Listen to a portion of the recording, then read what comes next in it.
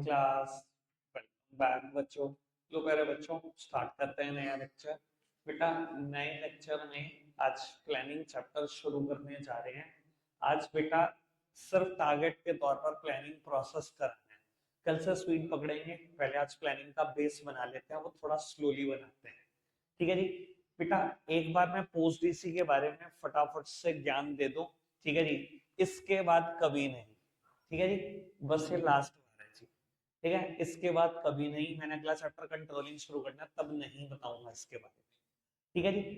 बबू, मैनेजमेंट के 5 फंक्शन है: planning, organizing, staffing, directing and controlling.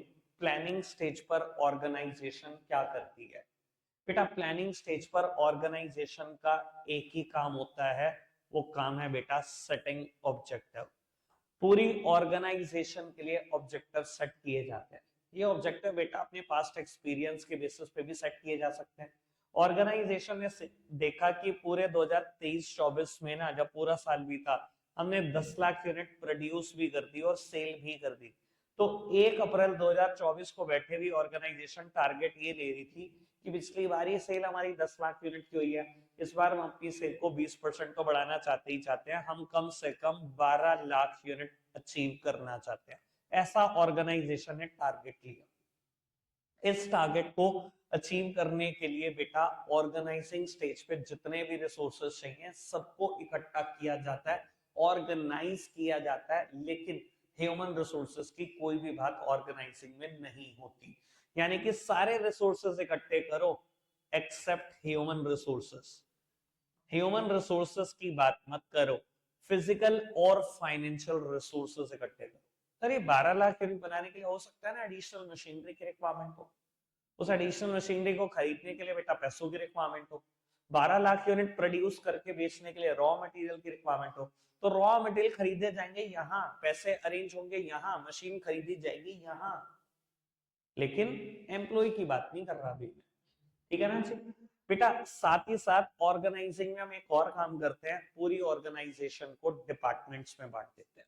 वो चाहे फंक्शनल बेसिस पे हो या डिविजनल बेसिस पे हो। याद आ रहा होगा ऑर्गेनाइजिंग खत्म कर चुके हैं हम रिवीजन में भी। तो हम बेटा डिपार्टमेंटलाइजेशन का काम भी बेटा ऑर्गेनाइजिंग में ही करते हैं। स्टाफिंग स्टेज पर ऑर्गेनाइजेशन क्या करती है बेटा? स्टाफिंग में हम बेटा सिर्फ ह्यूमन रिसोर्सेज की बात करते हैं, अपने एम्प्लॉइज की बात करते हैं। इस टारगेट को अचीव करने के लिए मुझे जितने भी एम्प्लॉइज रिक्वायर्ड है बेटा, उनकी रिक्रूटमेंट, उनकी सिलेक्शन, ट्रेनिंग, प्लेसमेंट, ओरिएंटेशन सब बेटा मैं यहीं पर डील करूंगा। यानी कि स्टाफिंग डील करती है बेटा ह्यूमन रिसोर्सेज के रिक्रूटमेंट से, सिलेक्शन से, कंपनसेशन से, ट्रेनिंग से, हर चीज ह्यूमन रिसोर्सेज की बात होगी यहाँ पर। अगर बेटा अभी तक देखा जाए तो मैंने सिर्फ ऑब्जेक्टिव सेट करे, इस ऑब्जेक्टिव को अचीव करने के लिए जितने भी फिजिकल फाइनेंशियल रिसोर्सेज चाहिए, जितने भी ह्यूमन रिसोर्सेज चाहिए, मैंने सिर्फ वही इकट्ठे किए। ठीक है ना जी। लेकिन डायरेक्टिंग स्टेज पर हम एक्चुअल वर्किंग स्टार्ट कर देते हैं, और ऐसा बोलते भी हैं, आपने डायरेक्टिंग का फीचर भी पढ़ा है लास्ट में ही मेरे से, directing initiates action, that means actual working starts with the directing only. हम यहीं पर प्रोडक्शन और सेल्स स्टार्ट कर देते हैं बेटा। और एक बार बेटा हमने प्रोडक्शन सेल स्टार्ट कर दी और पूरे साल करते रहे, कंट्रोलिंग स्टेज पर हम क्या करेंगे बेटा? एक्चुअल परफॉर्मेंस आ जाएगी। आज मान लो बेटा साल खत्म हो गया, 31 मार्च 2025 है। आज बेटा मेरी एक्चुअल परफॉर्मेंस आ चुकी है और मैं इस एक्चुअल परफॉर्मेंस को कंपेयर करने वाला हूं विद स्टैंडर्ड्स। और ये कुछ और नहीं बेटा, ये वही स्टैंडर्ड्स है, वही ऑब्जेक्टिव है जो मैंने प्लानिंग स्टेज पर सेट किए थे अपने। लेट सपोज कि मैं कहता हूं बेटा मेरी एक्चुअल परफॉर्मेंस निकल कर आई 11 लाख यूनिट बनी और बिकी, जबकि मेरा टारगेट थे 12 लाख यूनिट बनाकर बेचने के। तो कहीं ना कहीं कुछ कमी रह गई। अब बेटा कंट्रोलिंग स्टेज पर ये नहीं है कि सिर्फ कमी निकाली और साइड हो गए, कमी निकालनी है और बेटा उस कमी के जो भी कारण रहे उनके खिलाफ आज ही एक्शन भी लेना है। कंट्रोलिंग में बेटा कमी निकालेंगे, कमी के कारण ढूंढेंगे और एक्शन आज ही ले लेंगे। क्योंकि बेटा अगर आपने कमी निकाली और उसके बाद कुछ नहीं किया तो बेटा तैयार रहो, ये कमी हर साल है, कोई नहीं रोक सकता। मान लो मैं आपको ये बताऊं कि कमी का कारण ये था कि एक मशीनरी बार बार ब्रेक डाउन हो रही थी, बार बार रिपेयरिंग मांग रही थी। अब बेटा जिस भी बार हम इंजीनियर को कॉल करते हैं रिपेयर के लिए, वो हमसे 2-3 दिन का समय मांग लेता है, क्योंकि उसके पास भी बहुत सारे काम। 2-3 दिन के बाद वो आता है, ठीक करने में भी 2-3 दिन लगाता है, तो हर बार जितनी बार भी मशीनरी ब्रेकडाउन होती है उतनी बार 6 से 7 दिन खराब होते हैं, जिसकी वजह से बेटा ओवरऑल मिलाऊं तो बेटा 30 से 35 दिन ऑर्गेनाइजेशन के खराब हो गए और एट द एंड ये टारगेट पूरे नहीं हो पाए। अगर वो मशीनरी ठीक रहती तो टारगेट पक्का अकम्प्लिश हो जाते। अच्छा, अगर ये आपको गलती का कारण पता लग गया, कमी का कारण पता लग गया और आज आप इग्नोर कर दो, तो आपको नहीं लगता हर साल यही होगा? हर साल ही तो होगा ये। तो बेटा कंट्रोलिंग में कमियां जाननी है, कमियों के कारण जानने हैं और यही नहीं रुकना, उसके खिलाफ करेक्टिव एक्शन भी ले लेना है। और जरूरी नहीं है बेटा कि कंट्रोलिंग तभी काम करेगी जब कमियां आए। मैं कहता हूं कोई कमी नहीं आई, 12 लाख यूनिट का टारगेट था, 12 लाख यूनिट ही अचीव हो गई, ठीक है जी, कोई कमी ही नहीं आई, तो बेटा इसका मतलब ये नहीं है कि बस खत्म, सिस्टम खत्म हो गया जी। अब बेटा साल ही तो खत्म हुआ है, ऑर्गेनाइजेशन तो बंद नहीं हुई। आज 31 मार्च 25 है, कल 1 अप्रैल फिर 25 है बेटा, नया फाइनेंशियल ईयर, उसके लिए फिर ऑब्जेक्टिव सेट करो। यानी कि कंट्रोलिंग के बाद आना फिर किसने है बेटा? आना फिर प्लानिंग नहीं है बेटा। और ये साइकिल एक कंटिन्यूअस साइकिल है, एक ऑन गोइंग प्रोसेस, एक नेवर एंडिंग प्रोसेस है, चलता रहेगा और ऐसे ही चलता रहेगा, ठीक है ना जी? चलता रहेगा और 11-12 साल से चल ही रहा है, मैं ऐसे ही पढ़ा रहा हूँ, ठीक है जी। कितने एक एक साल में मुझे लगता है 10-10 बारे में चार्ट बनाता हूँ। अब तो भैया दिमाग में ना छप चुका है भैया, क्या वर्ड भी एग्जैक्टली वही निकलते हैं मुझसे, ठीक है ना जी। और मुझे लगता है 10 बार मैंने बोल दिया, आपको भी बहुत अच्छे से चीजें क्लियर होंगी अब तो बेटा। अब मैं बात कर रहा हूँ आज प्लानिंग प्रोसेस की, कोई डेफिनेशन नहीं, कोई फीचर नहीं, पहले सीधा प्रोसेस पढ़ते हैं बेटा, फिर आगे की बात करते हैं बेटा। प्लानिंग प्रोसेस में पहला ही स्टेप लिखा गया सेटिंग ऑब्जेक्टिव, ठीक है जी। नोट्स बस हेडिंग के लिए रेफरेंस लो बेटा, ठीक है ना जी। मैटर मेरा सुनना, इससे काफी अच्छा होगा, काफी आसान होगा, काफी सिंपल होगा। बाबू सबसे पहले ऑर्गेनाइजेशन के लिए ऑब्जेक्टिव सेट किए जाते हैं और ये कोई और नहीं बेटा टॉप लेवल सेट करता है। मैं कहता हूं आज ये बोर्ड मीटिंग चल रही है और ये सारे टॉप लेवल ऑफिशियल बैठकर डिस्कशन कर रहे हैं कि ऑर्गेनाइजेशन क्या अचीव करना चाहती है इस साल, ठीक है जी। और मैं कहता हूं आज 6 घंटे के बाद बोर्ड मीटिंग जब खत्म होती है, जैसे ही आप बाहर निकलते हो आपके पास टारगेट होता है कि इस साल ऑर्गेनाइजेशन ये अचीव करना चाहती है। आप एक प्रॉपर मोड ऑफ कम्युनिकेशन का इस्तेमाल करते हो और बेटा ये टारगेट कम्युनिकेट करते हो सभी लेवल्स को। देखो बेटा अगर ये टारगेट अपने अंदर रख लोगे, ठीक है जी, और बताओगे नहीं किसी को, क्या कभी अचीव होंगे? आप ऑर्गेनाइजेशन में मैक्सिमम 12 लोग हो सकते हो टॉप लेवल पर, ऐसा कंपनीज एक्ट 2013 कहता है। 12 लोगों के मैक्सिमम 12, किसी किसी ऑर्गेनाइजेशन में आप 3-4 ही होते हो।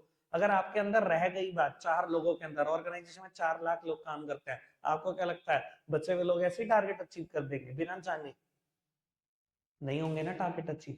तो आपको एक प्रॉपर मोड ऑफ कम्युनिकेशन इस्तेमाल करना पड़ेगा, सबको बताना पड़ेगा what the organization wants to achieve, हमारे साल का क्या ऑब्जेक्टिव, क्या टारगेट है। और बेटा जैसे ही आप वो टारगेट कम्युनिकेट करते हो, जैसे ही कम्युनिकेट करोगे बेटा दो बातें होंगी, ठीक है जी। पहली बात बेटा on the basis of organizational goals सारे लेवल्स, सारे एम्प्लॉइज, सारे डिपार्टमेंट अपने अपने लिए टारगेट सेट करेंगे बेटा।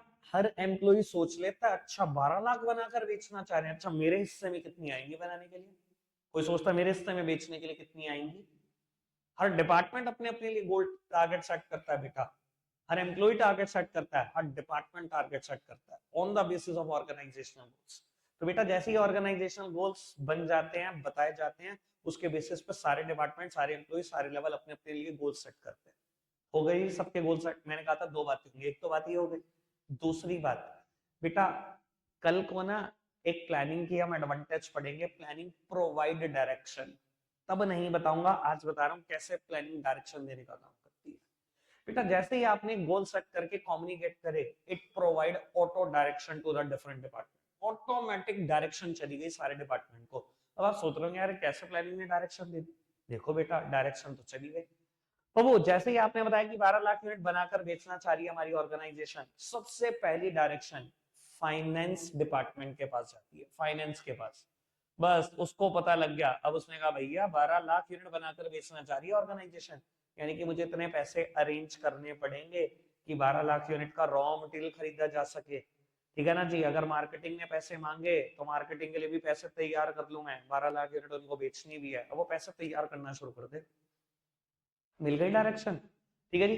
बेटा प्रोडक्शन को भी डायरेक्शन मिल गई, कि कुछ और नहीं तो 12 लाख यूनिट तो मुझे भी प्रोड्यूस करनी ही पड़ेंगी, एक एक्स्ट्रा ना करूं, लेकिन टारगेट है, मैं नहीं प्रोड्यूस करूंगा तो मुझे फायर कर देंगे उठा के। 12 लाख यूनिट प्रोड्यूस करनी है मुझे, तो इस बार मिल गई इसको भी डायरेक्शन की 12 लाख बनाओ।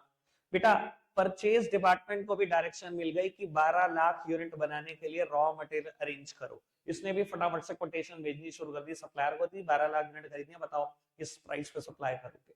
सबको डायरेक्शन मिल रही है। सेल्स को भी डायरेक्शन मिल गई कि 12 लाख यूनिट बेचनी है, मार्केटिंग को भी डायरेक्शन मिल गई कि 12 लाख के लिए ऐड करना है मुझे, सेल्स प्रमोशन एफर्ट करने हैं, पर्सनल सेलिंग एफर्ट डालने, मुझे 12 लाख तो बेचनी ही बेचनी है।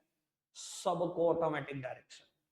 तो बेटा जैसे ही प्लानिंग में आप ऑब्जेक्टिव कम्युनिकेट करोगे, it provide auto direction to the different departments. Clear है बात? समझ में आती है बात?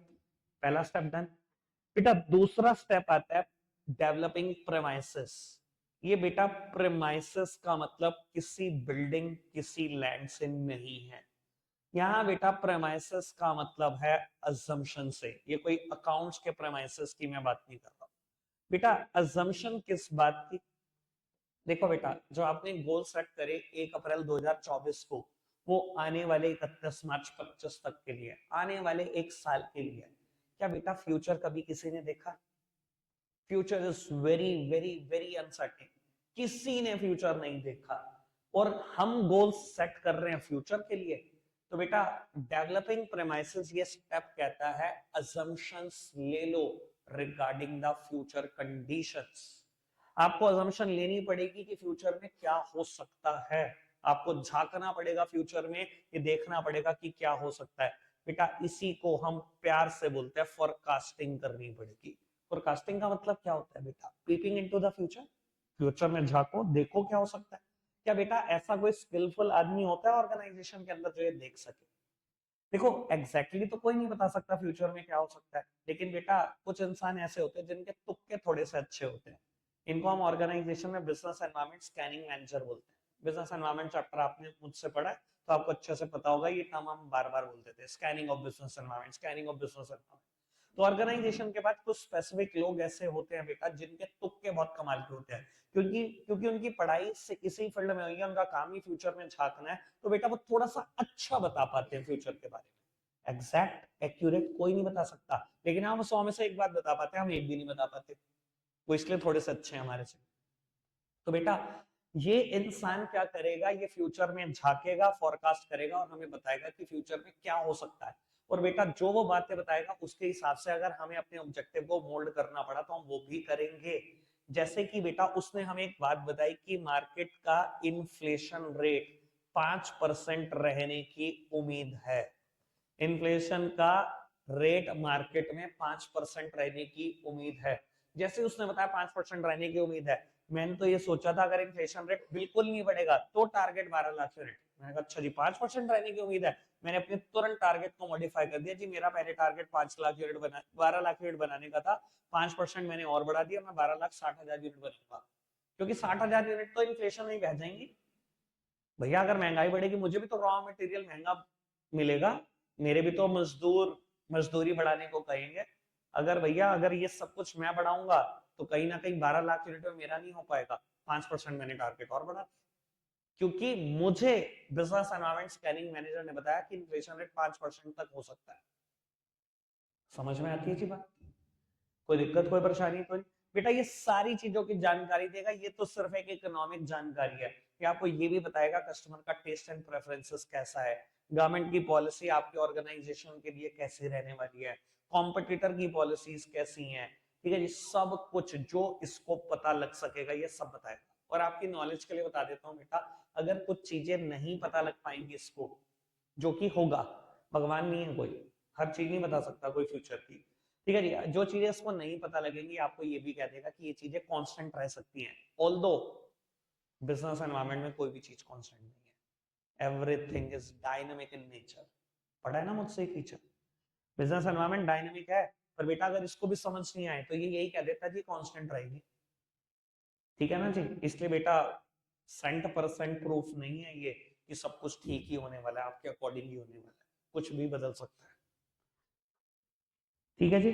तो हमने अजम्पशन ले ली फ्यूचर के रिगार्डिंग, क्योंकि हम जो टारगेट सेट कर रहे थे वो फ्यूचर के लिए कर रहे थे, इसलिए हमने फ्यूचर में झांक भी लिया कि कोई चीज हमारे अगेंस्ट ना चली जाए, उसके अकॉर्डिंगली हमने प्लान भी कर दिया, अपने ऑब्जेक्टिव भी थोड़े से जो मॉडिफाई करने थे वो कर दिए।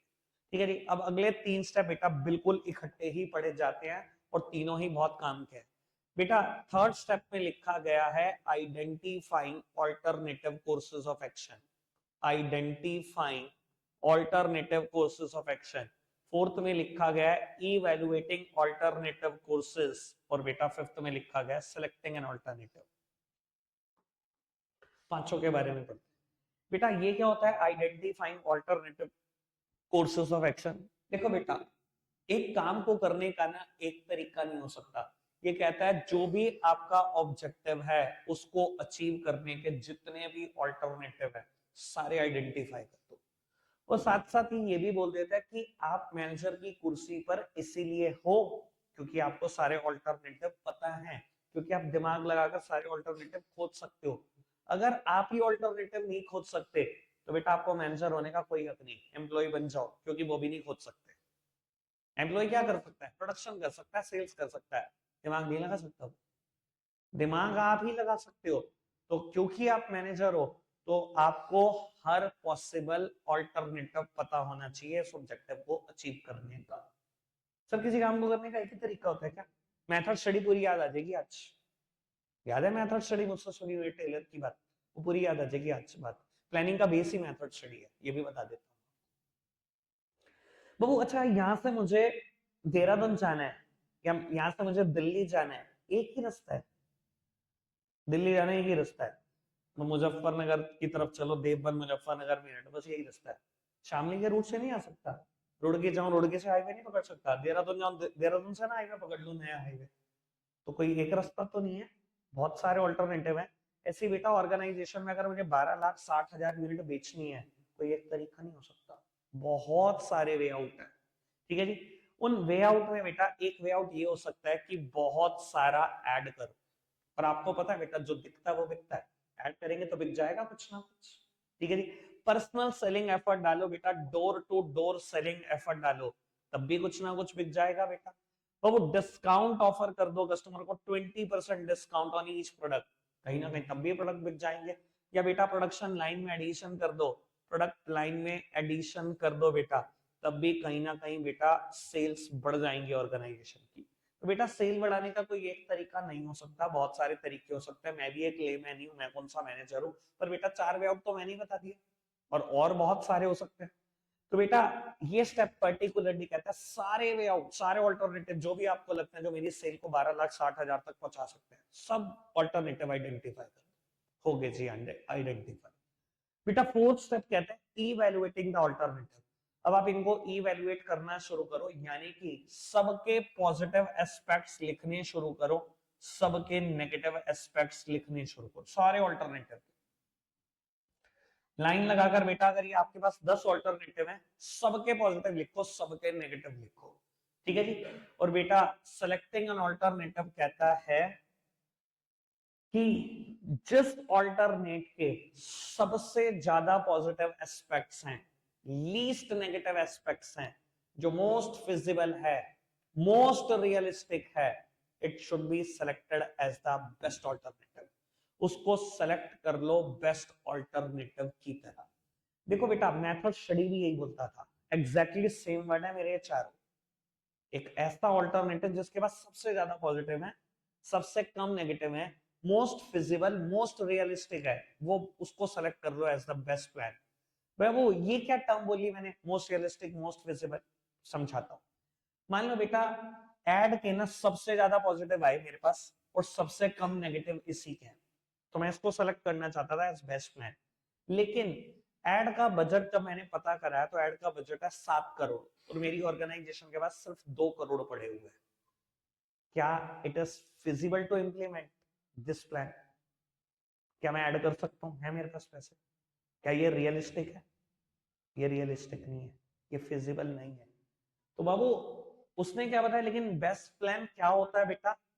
जिसमें पॉजिटिव सबसे ज्यादा हो, नेगेटिव सबसे कम हो, जो रियलिस्टिक भी हो, जो फिजिबल भी हो, वो बेस्ट प्लान है।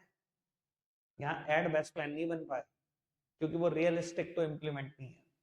तो बाबू हमने ऐड वाले ऑप्शन को ड्रॉप कर दिया, लेकिन उसके बाद पर्सनल सेलिंग के पास सबसे ज्यादा पॉजिटिव थे, सबसे कम नेगेटिव थे, ये रियलिस्टिक भी था, ये फिजिबल टू इम्प्लीमेंट भी था, तो हमने इसको सेलेक्ट कर दिया एज द बेस्ट प्लान। समझ आती है अभी तक इतनी बात? एक काम कर दो, जितना अभी तक पढ़ा है सारा पढ़ दो, लेकिन सेलेक्टिंग एन ऑल्टरनेटिव में ना मैंने 2 पैराग्राफ लिखे हैं, फर्स्ट ही पढ़ना, अभी पढ़ना।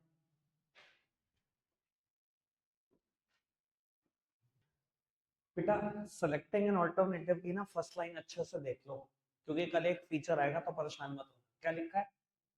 This is the real point of decision making. बेटा ये पॉइंट ऐसा है जहां पर आपको डिसीजन लेना ही पड़ेगा कि किसको चूज करो एज बेस्ट ऑल्टरनेटिव। और बेटा डिसीजन सिर्फ एक ही चीज का है प्लानिंग में, क्योंकि एक काम को करने के बहुत सारे तरीके हैं, आपको एक चूज करना ही पड़ता है, एक के ही थ्रू आगे बढ़ोगे। ये इसी बात का डिसीजन है प्लानिंग में, और किसी बात का डिसीजन ही नहीं है प्लानिंग। समझ में आती है जी बात? कल भी मैं यही बात करूंगा, ठीक है? चलो अब आगे बढ़ाते हैं। तो मैंने क्या किया, अभी एक पैराग्राफ तक पढ़ा दिया सिलेक्टिंग एन ऑल्टरनेटिव के। अब हम सेकंड पैरा की बात करते हैं, क्या चीज है ये। बेटा सेकंड पैरा में ना आपको ढूंढने पड़ेंगे बेटा सपोर्टिव प्लान, डेरिवेटिव प्लान। अब मैंने लास्ट टाइम भी कहा था, सेकंड पैराग्राफ पे ना हाइफन करके लिख देना सपोर्टिव प्लान्स या derivative plans, derivative plans, supportive plans या डेरिवेटिव प्लान्स। ऐसा क्यों बोल रहे हैं इनको बेटा? क्योंकि ये प्लान मेन प्लान को सपोर्ट करेंगे, इसलिए सपोर्टिव प्लान। क्योंकि ये मेन प्लान से डिराइव होंगे, इसलिए बेटा डेरिवेटिव प्लान। चाहे बोल लो सपोर्टिव प्लान, चाहे बोल लो डेरिवेटिव प्लान। अब क्या होते हैं ये समझना। अब हमने पर्सनल सेलिंग को सेलेक्ट कर दिया as the best plan, as the main plan. अब बेटा इस मेन प्लान को सपोर्ट करो छोटे छोटे प्लान से। जैसे कि अब हमने सोचा कि हमारे सेल्समैन घर घर जाएंगे। अब भैया जब घर घर जाएंगे तो कोई तो यूनिफॉर्म होनी चाहिए। यूनिफॉर्म के बारे में सोचने बैठ गया। यूनिफॉर्म होगी तो भैया यूनिफॉर्म पे कोई तो लोगो, कोई तो मोनोग्राम होना चाहिए टॉप लेफ्ट कॉर्नर पर। आप देखते हो बेटा कई बार बहुत सारे रिप्रेजेंटेटिव किसी कंपनी के हमारे घर भी सेल्समैन की तरह आते हैं, तो यूनिफॉर्म में होते हैं, कहीं ना कहीं उनके पास भी एक मोनोग्राम, एक लोगो होता है बेटा टी शर्ट पर, शर्ट पर। ठीक है ना जी? अब हमने सोचा यार अगर वो घर घर जाएंगे तो उनके पास कुछ सैंपल होना चाहिए, सैंपल भी तो लेके जाएंगे, लोगों को दिखाएंगे तो सही। अब सैंपल कोई हाथ में तो लेके जाएगा नहीं, हम उन्हें एक बैग प्रोवाइड करेंगे ऑर्गेनाइजेशन का, वहां पर भी लोगों का कहीं ना कहीं ब्रांडिंग हो रखी होगी ऑर्गेनाइजेशन की। ठीक है जी? हमने कहा जी लोग उनको कैसे पहचानेंगे? अच्छा उनके गले में आईडी कार्ड भी होना चाहिए। ठीक है जी? हमारी ऑर्गेनाइजेशन की सारी डिटेल भी होनी चाहिए, उनकी भी सारी डिटेल होनी चाहिए। ऐसा हम सब कुछ सोच रहे हैं। तो बेटा मेन प्लान को सपोर्ट कर रहे हैं हम छोटे छोटे प्लान से, ही नहीं बोलते सपोर्टिव प्लान या डेरिवेटिव प्लान। ठीक है जी? समझ में आती बात? 6th पॉइंट आता है बेटा इम्प्लीमेंट द प्लान। वैसे बच्चे पता नहीं क्यों ऐसा सोचते हैं, बिजनेस स्टडीज एक रटने वाला सब्जेक्ट है। ठीक है जी? सर आप बताओ मैंने 5 स्टेप पढ़ाए, क्या रटा? 5 स्टेप छोड़ो, 5 चैप्टर बढ़ा दिए, क्या रटा? ऐसा कुछ है ही नहीं बिजनेस स्टडीज में, पता नहीं क्यों सोचते हैं लोग ऐसा। कि तो भैया पहले दिन से मिथ डाल दिया जाता है, 11th क्लास में बच्चे आते हैं, अरे रट लियो ऐसे तो बाद में आखिरी एक महीने पढ़ लेंगे इसको। ऐसा मिथ डाला जाता है, सीनियर्स ही डालते हैं। ठीक है? अच्छे सीनियर्स बनना, तो बताना रटने वाला कुछ नहीं है, पढ़ो कि नहीं पढ़ो, लेकिन समझने वाली चीज है। बाबू 6th पॉइंट है इम्प्लीमेंट द प्लान। अब बेटा कागजी कार्रवाई पूरी करने से कुछ नहीं हो जाएगा, कागज पे लिख देने से कि मेन प्लान क्या है, किसके मोस्ट पॉजिटिव एस्पेक्ट हैं, किसके लीस्ट नेगेटिव हैं, इससे कुछ नहीं हो जाएगा। आपको क्या करना पड़ेगा? अगर सच में रिजल्ट चाहिए तो बाबू इम्प्लीमेंट करो प्लान को, that means putting the plan into action. Action में भी तो लेकर आओ बातें। ठीक है ना? सिर्फ कागज पे लिखने से तो कुछ नहीं होगा। और बेटा एक बात बोली जाती है, while implementing the plan the other managerial function may also come into the picture।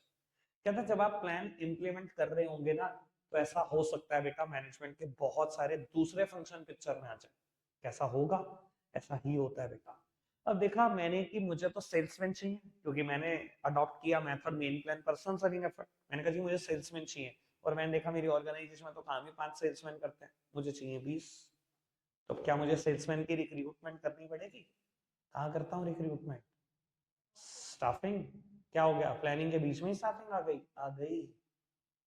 यही तो वो कह रहा था, while implementing the plan other managerial function may also come into the picture।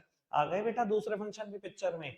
और खाली स्टाफिंग नहीं बेटा, दूसरे और भी आ सकते हैं, जैसे कि जब आपने ये सोचा कि यूनिफॉर्म मंगानी पड़ेगी, जब आपने सोचा कि सबके आईडी कार्ड मंगाने पड़ेंगे, जब आपने सोचा सबके लिए बैग्स मंगाने पड़ेंगे, तो मैं रिसोर्सेज तो इकट्ठे कर रहा हूँ, और रिसोर्सेज इकट्ठे ऑर्गेनाइजिंग में होते हैं।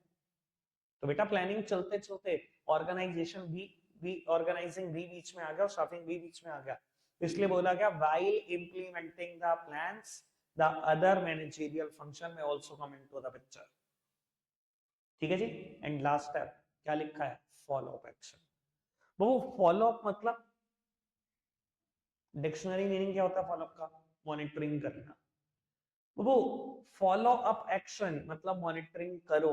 देखो बहुत सारे लोगों को ना इस बात का भ्रम है कि टॉप लेवल की जॉब या प्लानिंग 15 दिन का काम है। बहुत सारे लोगों को ऐसे ही लगता है कि आपने क्या किया, 1 अप्रैल को बोर्ड मीटिंग में गए, 5 घंटे में टारगेट डिसाइड हो गया जी, ठीक है जी। उसके बाद बहुत सारे ऑल्टरनेटिव आइडेंटिफाई कर लिए जी, कुछ को इवैल्यूएट कर लिया, सेलेक्ट कर लिया, मेन प्लान को सपोर्ट करने के सपोर्टिव प्लान बना दिया, इंप्लीमेंट करा, बस 15 दिन में इतना काम नहीं बढ़ेगा, बस खत्म, आ जाना आखिरी दिन टारगेट अचीव मिलेंगे।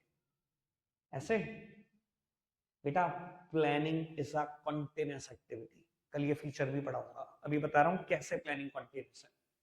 बेटा मैनेजर्स की जॉब ओवर नहीं हो जाती by simply putting the plan into action. सिर्फ प्लान को इंप्लीमेंट कर देने से उनकी जॉब ओवर नहीं हो जाती। आपको डेली बेसिस पे मॉनिटरिंग करनी है whether your assumptions and the predictions about the future is holding true or not। याद है आपको अपने स्टेप 2 पे अभी प्रीमाइसेस में क्या किया, फ्यूचर से रिलेटेड प्रोडिक्शन करी, फ्यूचर से रिलेटेड कंडीशन को प्रोडिक्ट करने की कोशिश करी कि क्या हो सकता है, फोरकास्टिंग ही तो कर रहा था। अब बेटा बैठ के चेक करो whether your assumptions, whether your future predictions are holding true or not, and if these are not holding true then immediate changes are required in the plan। ये नहीं कर सकते आप कि 15 दिन में इंप्लीमेंट कर दिया और आ रहे हो जी, उसके बाद उठ के, पहली बात तो 15 दिन में भी इंप्लीमेंट की स्टेज तक पहुंचते नहीं हो आप। सच बात यह 2 से 3 महीने लग जाते हैं इंप्लीमेंट स्टेज तक पहुंचने के लिए, और उसके बाद भी बेटा आपकी जॉब खत्म नहीं हो रही, आपको फॉलो अप करना ही पड़ेगा, आपको रोज मॉनिटर करना पड़ेगा। जो मैंने असम्पशन दी थी ये इन्फ्लेशन रेट 5% वाली, ये सच भी चल रही है कि नहीं। ऐसा भी तो हो सकता है किसी क्वार्टर ये सच ना चले, किसी क्वार्टर इन्फ्लेशन रेट बहुत बढ़ जाए या किसी क्वार्टर इन्फ्लेशन रेट बहुत गिर जाए, then immediate changes are required in the plan। Clear है जी बात, समझ में आ गया सारा का सारा प्रोसेस। आज मैं थोड़ा सा स्लो चला हूं, ठीक है जी, और मैंने प्रोसेस ही खत्म किया है, ठीक है जी। कल थोड़ा सा फास्ट ट्रैक पे चलेंगे। रखते हैं आज के लिए इतना ही है प्यारे बच्चों, बाय बाय।